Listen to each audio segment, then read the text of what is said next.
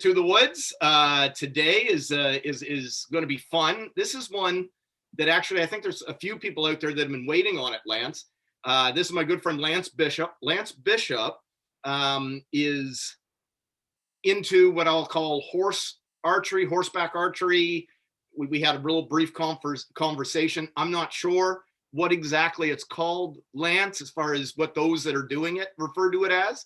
But tell me a little bit about what it is and how perhaps we should all be talking about it, and what got you into it. Well, that could take a lot of storytelling. What got me into it? Yeah. Let's call it horseback archery or mounted archery. Yeah, 5-minute version. or equestrian archery. Right. But essentially, it's the sport and martial art of riding a horse and shooting a bow at the same time. Yeah, I like that. I like that martial art tie-in that you say, because not everyone knows this, and I don't know if you knew this, but I was in combat sport, judo, wrestling, Brazilian jiu-jitsu, Muay Thai. I have concussions issues, and I had to get out.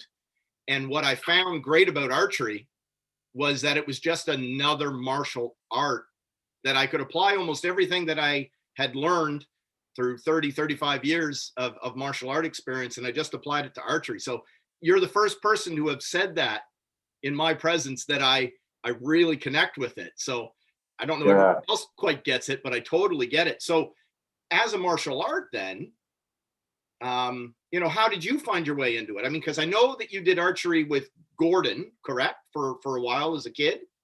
I did. But I started with Gordon Porter at the high school that he taught at and ran an archery class at. Right. When I was 11 years old. But I had actually started with the bow when I was about 5 years old. My brother had given me an old 1960s fiberglass bow. Yep. And I just handed it down. He didn't hand me any arrows. That's often the way. For myself. Yeah. But that's when I started shooting little 25-pound bow. Yeah. That actually got it right here. Isn't that fantastic? One of those. Yes, I think we're all pretty well. Many of us would be familiar with that. Yeah, but I didn't realize it then, but it was quite a good quality bow for the 5-year-old me. 25 pounds. Yeah. But by the time I was 9 years old, I would always go through these little sessions of reading the World Book Encyclopedia, which was the beginning and the end of our library at our house. And the topic that had fascinated me was the First Nations culture. Right. And in particular, the Plains First Nations use of archery on horseback. And to me, in my 9-year-old brain, that was just the next step in the evolution of a boy who likes to shoot a bow and arrow. and who was on a farm too. That's you grew up. Yes. Right? Yeah. Right. Yeah. Yeah. The only problem is that at that time I didn't have any horses. And I certainly didn't know how to ride horses. Right. But my parents got tired of me running around trying to ride our cows.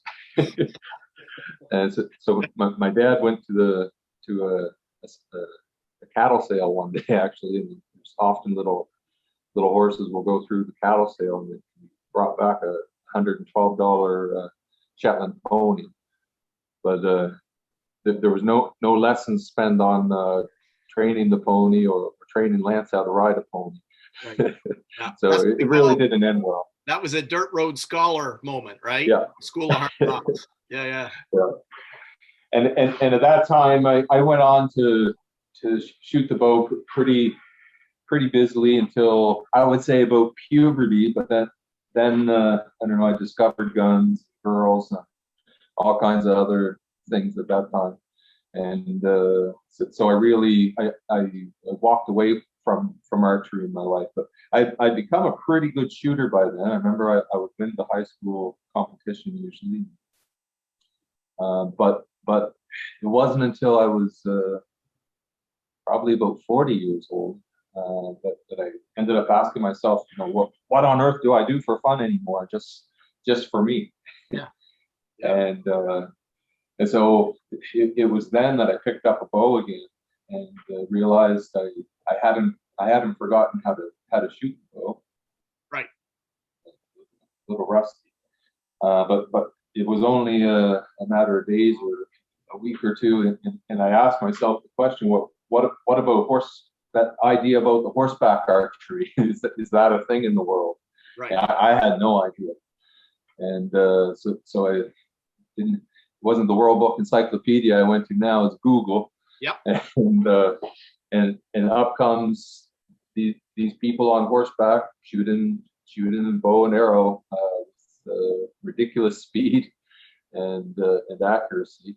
And foremost among what I found there was this man in Hungary named Lajos Kásai, who was riding this cantering horse and shooting an arrow every second and a half, right, and hitting the target from up to 50 meters away. And it occurred to me right then that what kind of a feat that was for somebody to be able to do that.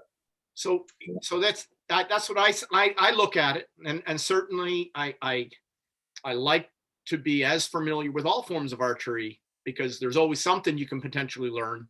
That you may not be all of one or all of the other, but some medley of you never know when you're going to get that little nugget that's going to make you a better archer. So I mean, when I met you some years ago, we were actually at a 3D tournament. I believe it was at King's, right? I think that's the first time we had met. Yeah. And you had your longbow, and you invited me to spend the night there because it was a 2-day tournament. I spent the night in the hammock, and we talked a little bit, which I was rather impressed. You wanted to learn a little bit more about, I think, my memory not be absolutely here, but making an adjustment to nock height and how that works as far as point of aim reference. You wanted to know this stuff, whether or not you were going to use it a whole lot or not. You were interested in it. And then our conversations and your kind of subsequent, I'm going to use the word success, and I don't mean to make that sound bigger than it is, but following along with you with the Seawind Horse Archers. I think that's right. Seawinds, yeah. Seawind, yeah. And following along on Facebook and watching that kind of stuff. I've seen, and I've tried to learn more myself, but I have to admit, it's a little bit perplexing for what I would call, I'm a stationary archer.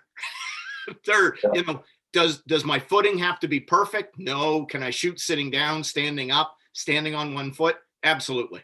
But how is it? I mean, where I come from, because you did it with Gordon and so many others. So knowing that about many of the traditional archers that we have in Nova Scotia and the Maritimes, what are some of the key components? We've talked about, preparing the arrow a little bit different so it finds the string, holding them in your hand. It's speed. You have to be able to shoot quickly. Do you not? Is that the key? That's one of them. Yeah, fair enough. That's one, but just like any archery, you need to have a consistent shot sequence. Right. And unlike most traditional archery, we have to be able to separate our bottoms from here down, right, and our tops. Sure. And up here is the same thing. And if it's not, you won't develop accuracy. Right. But that's one aspect. Another big aspect is having just said you need a consistent form. Right. Our point of anchor is it's got some variability to it. It's got some flow. It must have. Right. And just because we're bouncing. Yeah, of course. But unlike most anchor points that come up to here or somewhere's up in this area, Right. With the horseback archery, we need to go lower, to just put closer down here, just as a reflection of the biomechanics of being on a horse. The higher you are, the more challenging you're going to be to have. Well, you're throwing your center of gravity off, right? The higher you put your arms, the higher your center of gravity is going to be, and I guess that's going to throw you around a little bit more. That makes sense. Yeah. Okay. So that with there's quite a bit of variability within horseback archers as to what their exact form is, but this tends to be a lower draw point is one fairly consistent aspect. It also appears to be a longer draw with for the style that I concern myself most with is it is a longer draw. I'm often back to at least my ear. Right. Especially on longer shots. Sure. However, there's other styles where people use heavier bows usually, and they've got a little shorter style. Okay. Shorter draw. Yeah. Okay. Makes sense. So that being said, what are some of the equipment things, Lance, that we're looking at? I mean, in order to be considered a bow suitable for shooting mounted, I mean, length is something you have to be concerned with. I'm guessing first and foremost, even perhaps more than the shape of the bow. The length has got to be pretty important. And why is that important? I would argue, we want a maneuverable bow. Okay. But it's surprising how maneuverable a larger bow can be on horseback. Okay. If you know how to handle it. Right. Sometimes we're canting the bow. If we're doing forward shots, so the bow's not interfering with the horse's neck. Right. Or if it's a back shot, trying to keep the bow straight up and down so it's not interfering with the horse's bum. Right. Yeah. Or sometimes some riders are riding like this. Okay. Yeah, that makes sense. But I would say that the length of the bow isn't as important as having an adequate maximum draw length for the bow. Oh, okay. Because one of the most challenging things is to have a consistent draw in general. Right. We need there to not be too much difference in the launch of that arrow. If it's varying by half an inch or 3/4 of an inch. Sure. Okay. Because I ended up my main competition bow delaminated on me last summer, and my option for shooting was a kind of a shorter fiberglass bow that I had here. Right. 30-pound bow, but I couldn't get my full draw length out of it. And sometimes when I was trying and I brought it back to just another inch, I think it was representing 10 pounds on the draw. What we refer to as stacking, right? Yeah. Yeah. Stacking, and then at 50 meters there was about a 7-foot variance on the arrow height. Yeah, I get what you're saying, and I guess string angle with a longer bow is going to be better, much like in any other bow. I mean, I like to shoot a long bow because I don't get that finger pinch quite as much. When you're doing that as our majority of how do I say this? I have heard that thumb draw rather than finger is more horse bow than not. How true is that? I don't know. In the whole wide world, as far as the modern sport goes, right? It's kind of divided primarily amongst 3 different draw styles. Okay. Demonstrate them perhaps. This is what I love about being in your little downstairs studio. We can get some video of stuff. So this is great. This is going to help guys out a lot, I'm sure. Yeah. So my predominant draw style is a 3-finger style. Okay. But there's a small adaptation on that. It's so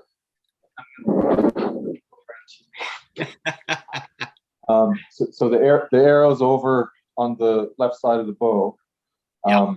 But instead of being right out at the distal joints here, yes, as most people are with their draw, 3-finger draw, with the horse archery, this arrow, you can imagine if you're riding into the west wind on a fast horse, and your shot's here, there's a terrible tendency for the wind to blow the arrow like that. Yep. And especially when you're bouncing. And so there's just a little modification here where we come in to the second joint on our index finger. Okay. And hey, that's all right. You're doing it in slow motion, which you're not used to, so that's okay. Yeah. Basically, we have some pressure with this finger. We can pry it in, right, and have a lot of control over the arrow. Right. Okay.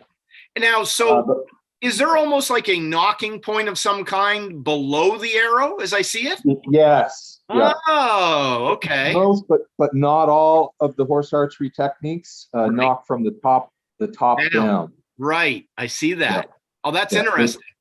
There's a few thumb shooters who knock from the bottom up. Right. But for most of us, it's the top down. Okay. And most of us are just using some hockey tape.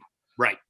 Here for this, and it because we shoot so many arrows in the training, it just helps with less wear on the fingers. Yeah, you're minimizing the friction there, right? Yeah. Yeah.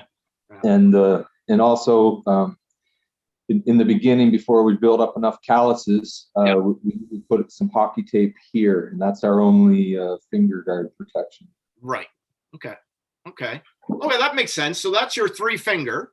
And I know it's a matter of holding arrows and being able to quickly access them after a shot. I know there's probably some technique there, but what are the other two if there's nothing, unless there's something specific you want to say about that one still? Yeah.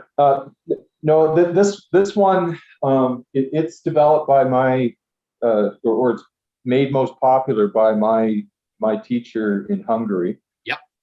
Leos Kasai. Right. But usually we're holding the arrows in the bow hand when we do that, so you can fairly easily hold 10 or 12 arrows in the bow hand. And I would debate how easily, but I get what you're saying.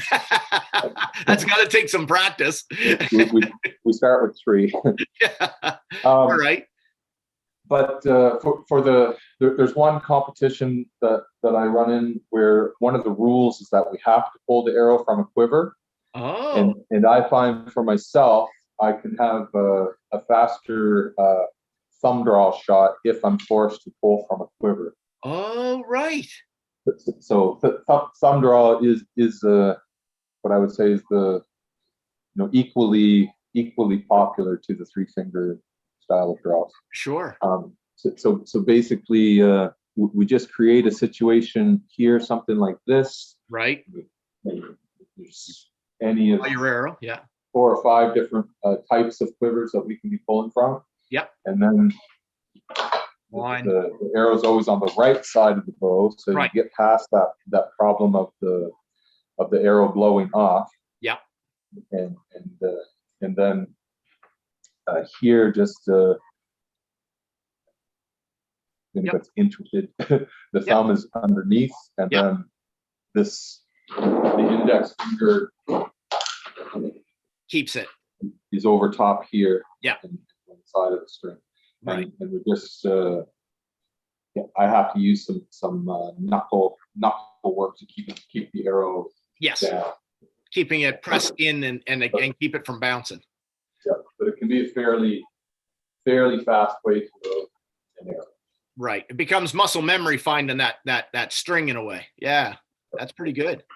There's another draw style that I think one day will probably be very, very popular, and it's called a Slavic draw. Slavic. Okay.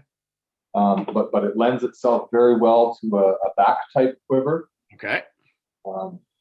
And the arrow again is on the right side of the bow. Yep. But the draw is you've got control of the arrow here, but by pushing your finger against it. Right. But the actual pressure on the string is taken with 2 or 3 bottom fingers here. Okay. Okay. So it's like that. But it's the people who are using this. Ironically, the Mongolian horse archery national organizations become very popular there. Right. We think about Mongolian thumb draw, but they're using this Slavic draw technique and right. becoming very, very fast and proficient horse archers with it. So technically, then on that one, on the Slavic draw, because your fingers and the string releases towards your face, and your arrow is on the string hand side of the riser, is that affecting the flight of the arrow at all? Like, I mean, based on what I've been, what I know, I'm thinking that the reason why the thumb draw is on one side is because the string rolls away from your face, and when you're a 3-finger draw, it's on the other side because the string rolls towards your face. This Slavic draw and release seems to play differently for some reason, but I don't know why. Am I asking too complicated a question? No. You're right. You would think that in order to keep the arrow steady and against the bow, right, that's going to be challenged here. Right. But that's why this finger comes in and exerts a pressure to hold the arrow against the bow. Okay. So it's very stable. Okay. All right. Yeah. And it's just one of those things, it's so new to me that that's the first thing that stands out. So I thought I'd ask. So that's very interesting. So, okay. So I have a better understanding. I mean, without teaching people how to ride a horse, right? That's not what we're doing here. We're trying to introduce the archery, I suppose, and then learning how to ride a horse and then be able to do some of these techniques off a horse have some other things. But admittedly, you have some videos on your Facebook page, again, Seawinds, of some of the beginner classes. And I believe now you have some intermediate classes starting. Tell them, how did that, I mean, obviously you found a love for it. I'm skipping a part. You actually traveled more than a few times now to go get the training, right? Let's call it martial arts training, to help bring that back, not only really to the Maritimes, but I mean, you're a part nationally, if not maybe with others in North America. Like, what is there an association that you belong to? Give me a little bit of that background. Horse archery has been active in Canada for, I think you could say 17 or 20 years, like as a modern sport. Active in the world, I would say, really it just started to become a thing about 35 years ago. Okay. The exception might have been Japan and Korea. I think that there was some traditional practices that were still happening. Forms of Kyoto and that sort of stuff in Japan and that, I imagine. Yeah. And even involving horses. Yeah. Okay.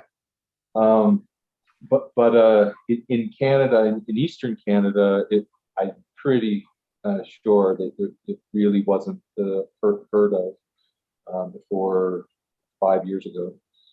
And it ended up, I researched this man in Hungary that I'd seen the video of that very first day. Right. and it ended up flying to Ottawa to watch a movie that was about a documentary about a school. And when I did that, I met people there who had been practicing for about 10 years. And they invited me out to their place. Since this guy was crazy enough to fly from Nova Scotia to watch a movie, they figured they better help me make my trip worth it. I love it. And these people became quite good friends. Uwe Schneider, Sonia Koch from Horses of the Sun, and a Hungarian woman, Marianne Hegedus, who had actually brought in Leos Kashai to do clinics in the past. And so we got together, and first thing we knew, we were all jumping on a plane to fly to California to take in a 3-day clinic by the master. Right. And that was exactly 4 years ago right now. And I was just completely enthralled. And that was when my horse archery education started. Right. But I was bitten so bad by the passion that I just trained and trained and trained when I came home. Yeah. And then we ended up having another clinic in Ottawa that we brought the master for again at their farm. Right. And so it's the same thing. and the more I learned about it, the more I thought, wow, I'd really like to be part of that school. But I didn't realize that there's very few people outside of Hungary that were part of the actual martial arts school that Kashai had run. Right. Instead, he was building a system of what he would call international judges, and they would uphold the rules of the competition style in our own countries. And he invited me to apply to come to Hungary and learn what I needed to learn for that. Right. And so that's what I did in spring of 2018. Right. And then the final stage of that was to come back here, build my own competition track, which is basically a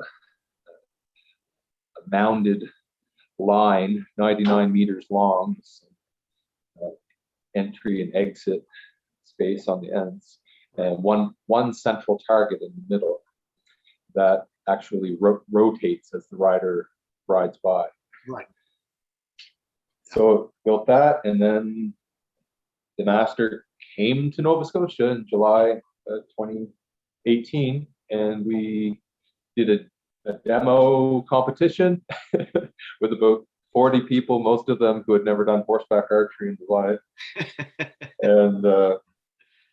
and then we had the real competition. Right. Okay. So now we run the competitions each summer. Okay.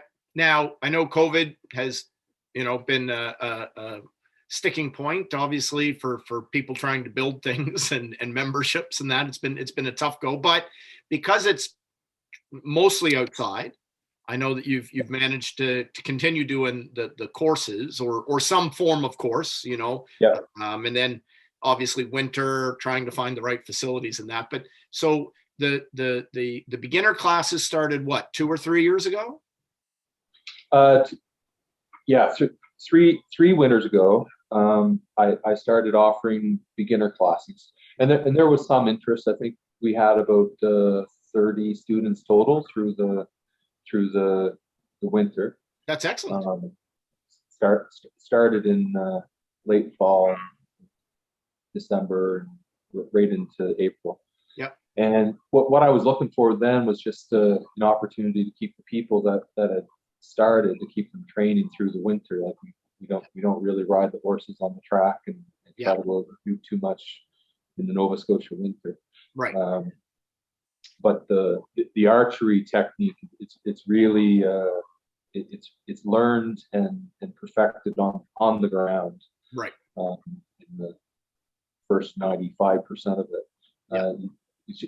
But we use emulations that are resemble in some way being on the horse. Yeah. Yeah.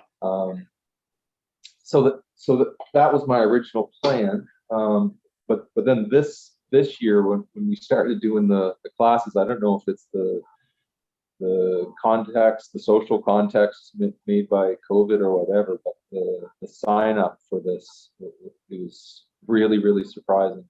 Yeah. We had 82 to 80 students total in the last 8-week session, and Wow.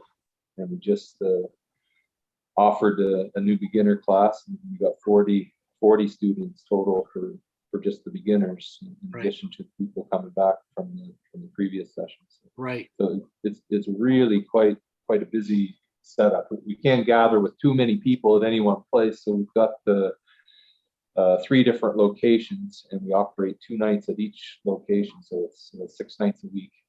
That's And, awesome. I mean, it really is, Lance. I mean, yeah, I mean, you have to try to understand that coming from the background as many volunteers, trying to put those things together. I mean, that's a significant amount of work. Getting that many people, the logistics alone, right? And then COVID further complicating that. I mean, that is success, to be able to kind of overcome all of that and have such a great turnout. And yeah, congratulations. Let me say that. Congratulations. That's awesome. thank you, sir. So yeah, so where are you going from here? Like what's so this was meant to just be something that could keep people training, but due to the interest, it's basically become a recruitment for the horse archery in the summer. Yeah. But many of the people come in that they have no horse experience, or very, very little. It's strange. Or archery experience. It's just new people that they see it as an accessible type of archery training. I think it's just, they don't. Many of them don't know to compare it to traditional ground archery. Right. But one way or the other, they're coming to it. Yeah. And it's so where are you going from here? Like you're going to have you have these courses going on that'll evolve into other things probably next winter, but coming into spring and summer, are you trying to bring these guys and girls into more competition or like what's our weekly classes at the riding arenas, they'll start in another 6 weeks, but we'll make it such that the students can continue here once a week on Thursday nights. Okay. At where I live here on the farm. Right. And but then for people who are ready to learn the horse aspect, like the actual horseback archery, we're also offering some horsemanship training here. So it's Sunday mornings, for example, right now. People can come who have never really been around horses or don't have very much experience, and they can just get the foundational teachings of general horse behavior and the implications of that for us forming a relationship suitable for being able to ride the horse. Okay, so I don't want this to go too long, because I know that many of the guys like me have short attention spans and can only listen to 2 old guys go on about archery for so long. What are there other clubs other than yours starting to form in the Maritimes? There are. We've actually had 2 form already in Prince Edward Island. Wow. Okay. And with another one about to start there. Okay. And there's at least one group looking at forming their own club in the Sackville area of Nova Scotia. Okay. Where there's in northeastern New Brunswick, there's 2 riding arenas up there, where in the Acadian Peninsula, with where I've gone up and done quite a few clinics now, and those guys have now built a track, and they're starting to train on their own. Okay. So it is spreading. Right. Yeah. So that's 3 provinces, right? Yeah. Here, you know, and then we know of obviously that you've been, you know, around North America and across Canada for a couple different things as well. So it is growing. If someone is thinking about this or heard about this for the first time as a result of this video, website, or is it a Facebook page? How do they get a hold of you? Yeah, either. The best kind of introduction that they could get in the near future going forward would be some beginner camps that we're going to run here in the summertime. Okay. Where basically they would happen on a weekend, and you pinch a tent or whatever here on Saturday night. But the training would start with the archery on the ground, right? And then we bring the horses in for the second part of the day. Having fallen out of a tree, where do I attach my harness on the horse? How does that work exactly? But it does sound like fun. And I'll tell you, both my girls did English riding, and of course, both of them are archers. And I know that my youngest child now is very keen to perhaps come down and try it someday. So you might end up seeing this old man down there learning everything on the ground, but he may just pass on the galloping down on a horse. But I'm looking forward to trying it. I do think it's very interesting. For everybody at home to kind of cap everything off, would you mind terribly maybe doing a 3-arrow into the target, sort of show us what it actually looks like? I think everybody would appreciate that. Thanks, man. Sure. Hey, just hold on. Yep.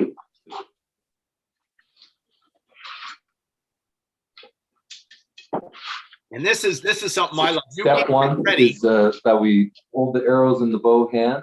Oh, yes. Okay. And step 2, and the beginner class spends a lot of time on this one. We find the arrow in a way that we have a good firm grip that sets us up for being able to get it on the string quickly without looking. Right, without looking. Yeah, okay, that makes sense. Yeah. That's like doing blindfolded wrestling. Yeah. when you're on the horse and you're running by the target, as soon as you take your eyes off the target, you're done. You're looking down here, put your arrow on. When you pick your head up again, there's no target. Yeah, I get that. I understand that. Yeah. All right. So this is what it looks like. So this will be an example of a speed test that we do. Okay. Basically, we can take all the time we want to get to the point where the first arrow is ready to shoot. Right. But after that, we start the timer and don't turn it off until the third arrow is shot. Ready?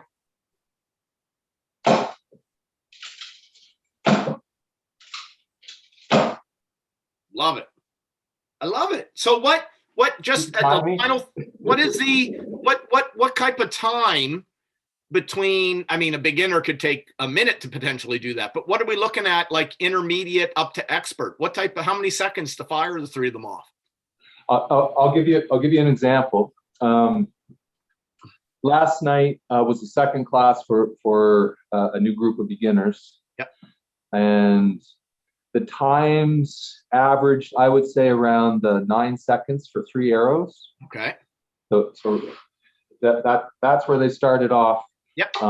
After their second class. Right. In that group, one of the youngest students was a boy. I think he's 13 or 14.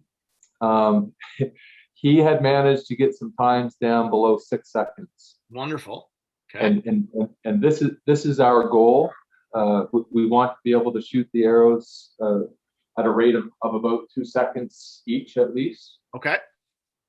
But the masters in Hungary, to give you an example, they're doing a run that is usually just under 20 seconds. In that time, they are almost all shooting 12 arrows. 12 arrows in likely under 20 seconds is what you're saying. Yeah. And what that looks like, the furthest shots are 50 meters away.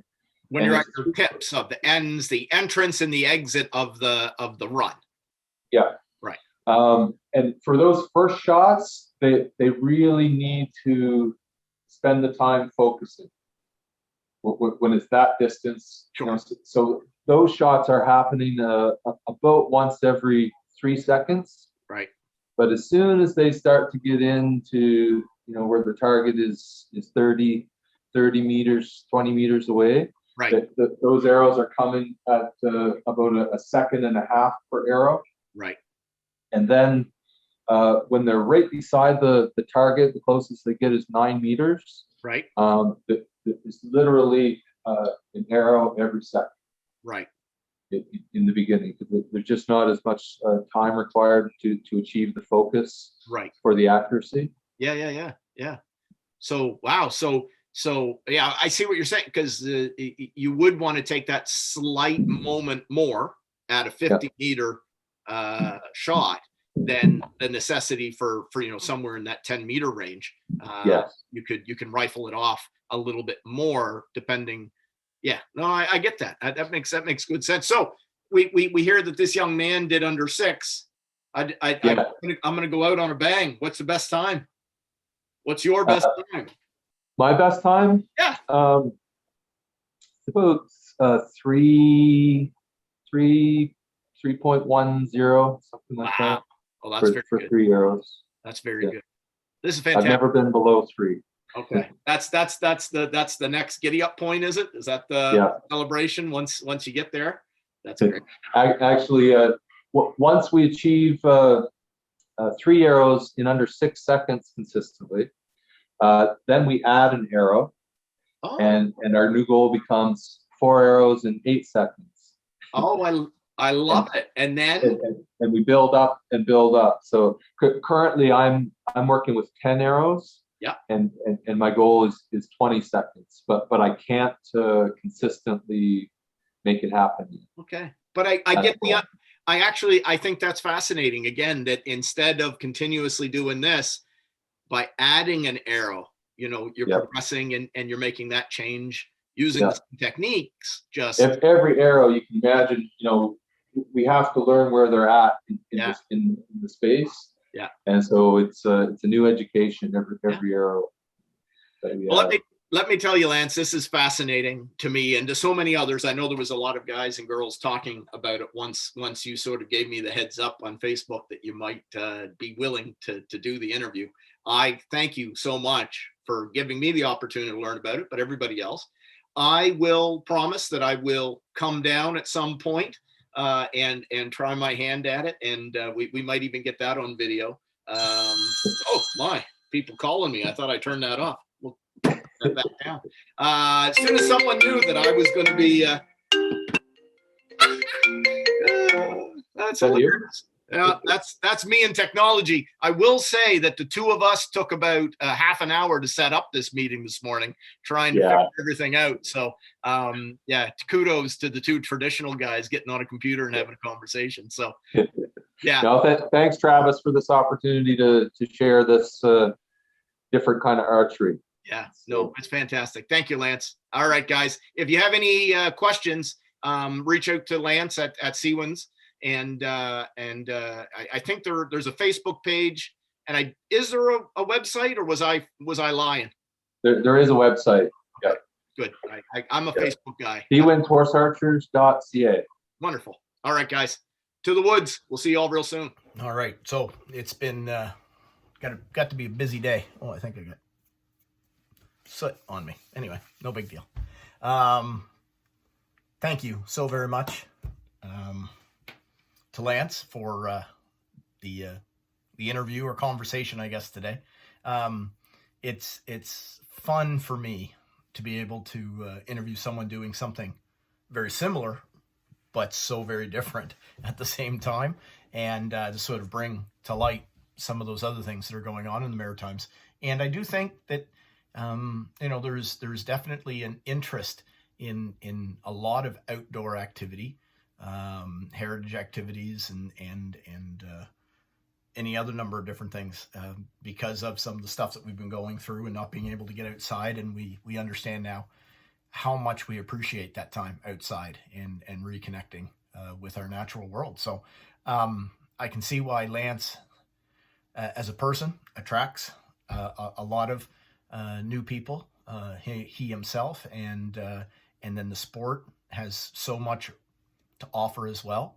And I think we'll see a little bit of crossover. I think some people who are already practicing archery are interested in trying to do mounted archery on horseback. And then there will be others that, like he said, have never done any horseback riding or archery. They get into it, and we'll do a little bit of both. And then there'll be people who are probably just, equestrian riders that eventually perhaps will try to take up the bow. So I'm looking forward to going down and maybe giving it a little bit of a try. Probably not on horseback. I'm not really much of a rider, but I really am looking forward to going down and seeing them do it in some type of competition. And I'm hoping that the restrictions are enough that, because they're outdoor events, that maybe a bunch of us can go down from the archery community and check it out and have some fun. So, all right, Lance, thank you so much. Good luck this summer and continuing on. And I'm sure I'll have you back on sometime to maybe talk about some of those competitions and how they're working out. To the woods, guys.